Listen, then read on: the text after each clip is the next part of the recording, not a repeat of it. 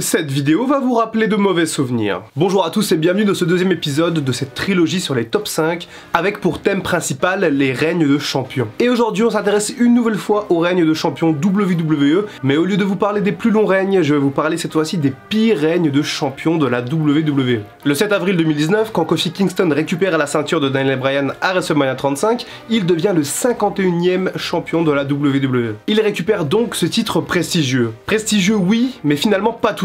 Aujourd'hui je vous parle donc en détail de 5 règnes de champions WWE qui n'ont pas été à la hauteur. Des mauvais règnes qui peuvent avoir plusieurs raisons d'ailleurs, un mauvais choix de champion, de mauvais matchs de défense, des segments honteux ou encore un choix purement marketing. Vous allez voir que cette liste est une nouvelle fois très variée. Et cette fois-ci je vous propose un top, voilà, pas de chronologie, j'ai décidé de classer ces règnes absolument abominables. Et du coup vous serez sûrement pas d'accord avec moi. Allez on démarre tout de suite ce top 5. Et on commence tout de suite ce classement avec Hulk Hogan. Encore lui, vous allez finir par croire que je le déteste, alors que non, pas du tout. S'il a souvent été considéré comme un grand champion de la WWE, Hulk Hogan a également connu l'un des pires règnes de l'histoire. Après un passage plutôt réussi à la WCW dans les années 90, le Hulkster revient en 2002 dans la promotion de catch où il a vraiment explosé. Mais à presque 50 ans, cet ultime run à la WWE n'allait pas être de tout repos. Revenu en tant que super heel avec ses compères de la NWO, Hogan réalise un surprenant face turn suite à son match face à The Rock à WrestleMania 18. La Hulkamania renaît pour le plaisir des fans les plus nostalgiques du bon vieux temps. Du coup, Vince McMahon va capitaliser sur le succès d'Hogan pour lui donner la ceinture de champion WWE. D'ailleurs, à l'époque, les deux titres majeurs de la fédération avaient été unifiés et on parlait alors de champion incontesté de la WWE. Enfin, WWE oui et non, puisqu'Hogan était le champion pendant le célèbre changement de nom de la compagnie. Hogan devenant au passage le dernier champion WWF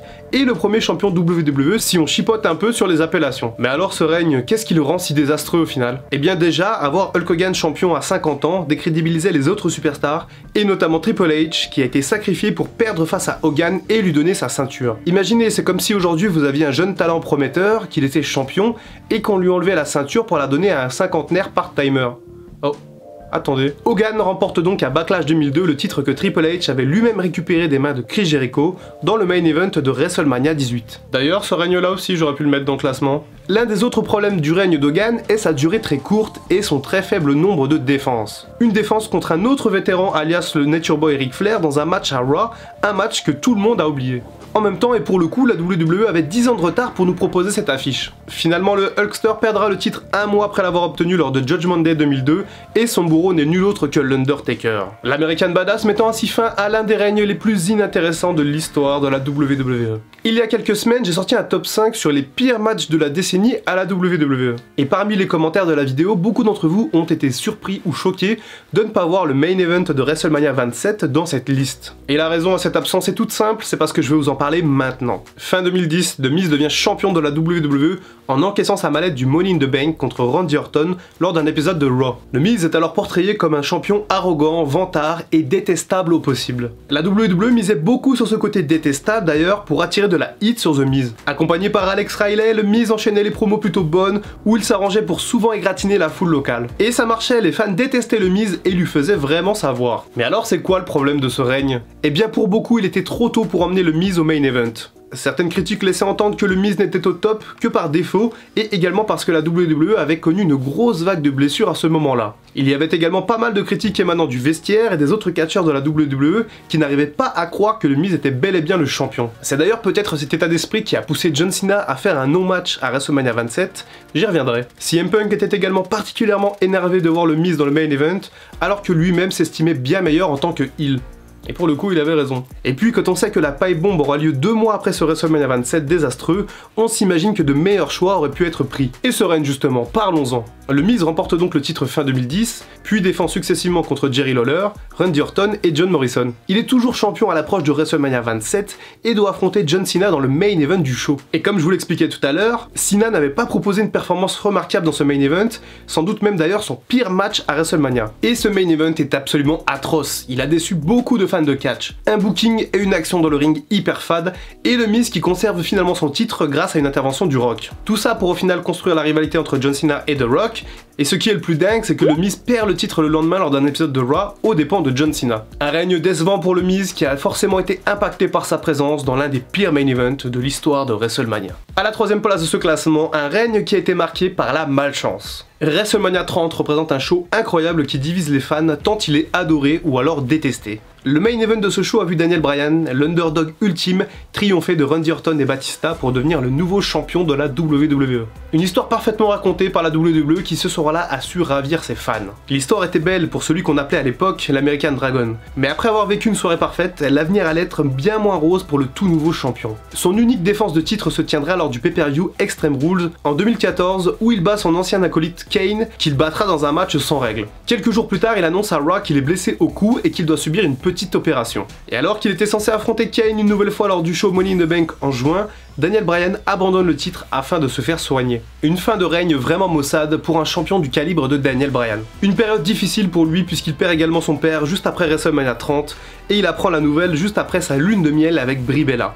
La blessure de Daniel Bryan est assez sérieuse à l'époque puisqu'il se plaint de douleurs persistantes au niveau des cervicales et lui-même évoque une perte de sensation dans le bras droit. Il reviendra finalement sur le ring début janvier 2015 après avoir également été opéré au niveau de l'épaule. Malheureusement, Daniel Bryan subit une commotion cérébrale juste après avoir récupéré le titre intercontinental à WrestleMania 31.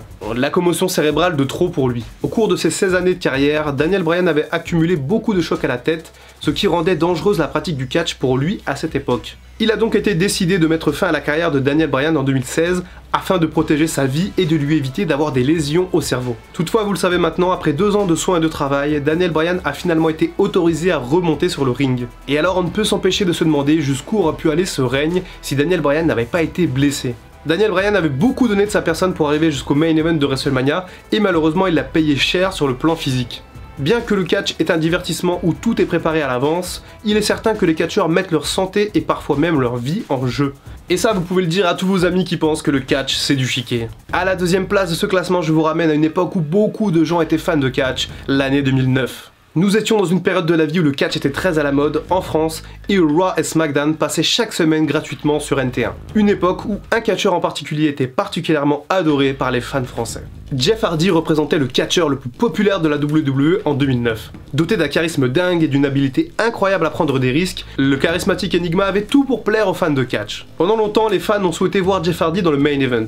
Et fin 2007, début 2008, on sent que c'est possible grâce à des matchs intéressants contre Triple H et Randy Orton. Malheureusement, Jeff Hardy est rattrapé par ses démons et écope d'une suspension de 60 jours en mars 2008. Cette suspension pour usage de stupéfiants lui fera manquer WrestleMania 24. Mais il aura une nouvelle chance de briller lors du pay-per-view Armageddon 2008. Lors de ce show, il bat Triple H et Edge dans un triple threat match pour devenir champion de la WWE pour la première fois de sa carrière. Et après une célébration en grande pompe du côté de SmackDown, on s'imagine déjà voir Jeff Hardy dans le main event de WrestleMania 25. Mais pas du tout, voyons. Jeff Hardy perd le titre un mois plus tard lors du pay-per-view Royal Rumble face à Edge. Cette perte du titre est occasionnée par Matt Hardy qui tourne heel par la même occasion. Et même si l'angle est bien amené, il est quand même dommage de mettre fin à un règne si court alors qu'il y avait une superbe rivalité à construire avec Edge jusqu'à WrestleMania 25. Ce très court règne de champion WWE pour Jeff Hardy représente réellement un véritable gâchis pour beaucoup de fans. Nous voici arrivés à la première place de ce classement et là pour l'occasion, vous m'excusez mais j'ai vraiment besoin de m'hydrater. Le prochain règne dont je vais vous parler va vous faire mal. Moi déjà, rien que d'y repenser, j'ai déjà la fièvre qui remonte et le nez qui commence à se reboucher parce que vraiment c'était terrible. En 2017, Jinder Mahal devient champion de la WWE à la surprise générale en battant Randy Orton lors du pay-per-view Backlash 2017. Cette décision surprenante est alors prise par le board de la WWE afin de développer la compagnie en Inde, un pays qui représente pour eux un fort potentiel commercial. En fait, pour ceux qui n'étaient pas encore fans en 2017, c'est comme si aujourd'hui vous aviez un catcheur comme Mansour qui devenait champion de la WWE juste pour plaire à l'Arabie Saoudite. On se retrouve donc avec un catcheur de seconde zone en tant que champion de la WWE. Jinder Mahal est objectivement un catcheur moyen techniquement parlant. Un mid-carder qui au final a toujours été à sa place les années précédentes. D'un coup, il est projeté sur le devant de la scène et jouit d'une réaction négative absolument incroyable, mêlant véritable hit des fans qui jouaient le jeu et véritable sentiment de rejet absolu de la part des autres fans. Et pour cause, voir un catcheur ayant perdu clean contre Mojo Rawley en début d'année champion de la WWE en mai, ça a de quoi piquer les yeux. Bien, tout va bien, on se calme, le règne de Mahal est terminé depuis presque 2 ans. Et quel enfer ça a été de retourner voir ces combats. Parce que oui, autant le choix de Maître Mahal champion est incohérent, autant son règne est absolument catastrophique. C'est simple, ce règne ne contient absolument aucun bon match. Le règne démarre du coup lors de Backlash 2017 et se poursuit après Money in the Bank où il défait à nouveau Randy Orton. Il bat une troisième fois la Vipère à Battleground dans un Punjabi Prison Match. Un autre match absolument affreux que je vous déconseille totalement de voir. Durant l'été, le nouvel arrivant et charismatique catcheur Shinsuke Nakamura entre en rivalité avec le champion. Et on se dit alors qu'on allait être sauvé, que tout allait rentrer dans l'ordre. Eh bien non, Jinder Mahal bat Nakamura à 2 reprises dans des matchs ternes qui conduiront à une baisse de hype immédiate pour le japonais. Une hype qu'il ne retrouvera malheureusement jamais à la WWE après avoir partagé le ring avec Jinder Mahal. Le 17 octobre, Jinder Mahal lance un défi à Brock Lesnar, le champion universel pour les Survivor Series.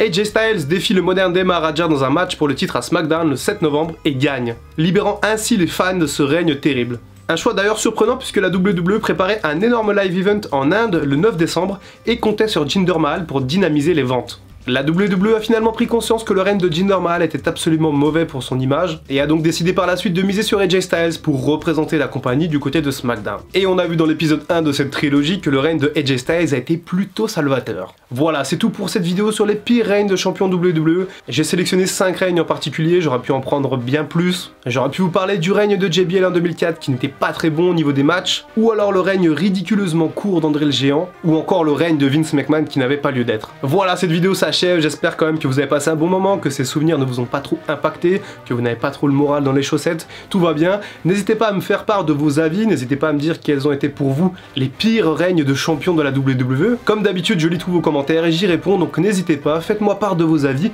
j'adore savoir ce que vous pensez. Comme d'habitude, un grand merci à tous ceux qui likent et qui partagent la vidéo, c'est toujours très plaisant. Et n'hésitez pas à venir me voir sur les réseaux sociaux, j'aurai bientôt des choses à vous faire gagner via des concours. C'était Dr Wrestling, je vous dis à très bientôt pour une prochaine vidéo, peut-être que ce sera l'épisode 3 de cette trilogie, peut-être que ce sera un autre top 5, on verra. En attendant, je vous dis à la prochaine et prenez soin de vous.